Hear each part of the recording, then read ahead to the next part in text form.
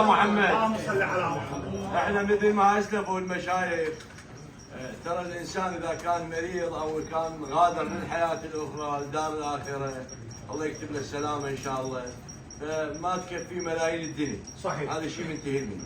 صحيح. بس بنفس الوقت اليوم احنا في قضاء المحموديه يسمونه قضاء التسامح.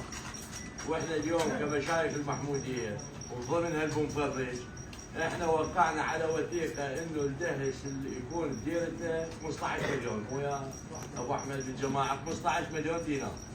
فبنرجع للسناين الصرف ما يصير يعبر الدية المتفق عليها اللي هي 15 مليون. وبنفس الوقت احنا اليوم الناس من جايه هي مو على مود بغلان الدينار ولا دينارين ولا خوالد بمفرج اللي يشبعون كاسهم مليون مليونين دينار زايدات على ابنهم.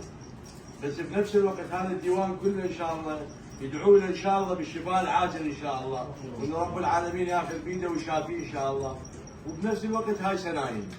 واني حاله من حالة في جلسات سابقه اطلب مصاريف مستقبليه، طلبت المشايخ موجودين في حوادث كثيره. بس هذه انا اجعلها تكريم. مو طيبان والله شيخ، مو طيبان والله مو طيبان. زلمتنا مو طيبان. زلمتنا بعد جاي نصرف. هو مو ها؟ الشيخ عادل ذكرني فيه. ويا زوبع طلب الدرع الله يرحمه ابو ابراهيم.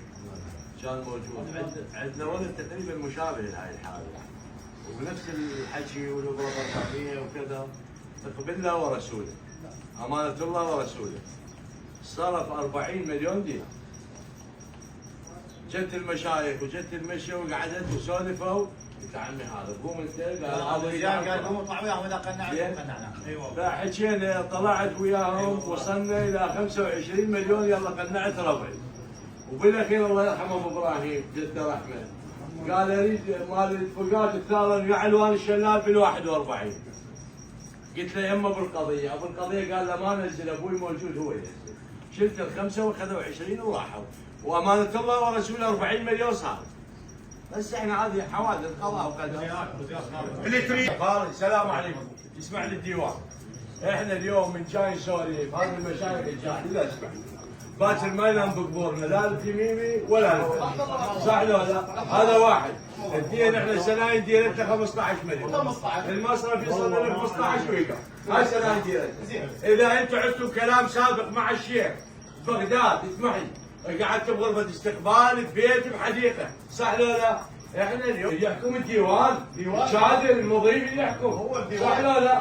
احنا بالنسبه اذا سمحت لي احنا اليوم لا تقولنا ما لا نقوله، احنا ما قايلين 7 ونص، هاي المشايخ ما قالوا 7 ونص. هذا ديره قصتك مجال، احنا اليوم من جاي نسولف بحرب المبختي، هسه نزلوا من السناين بس ما نسولف نقول لهم عمي دنثيان الدين مروه، ونريد مروه مو اكثر.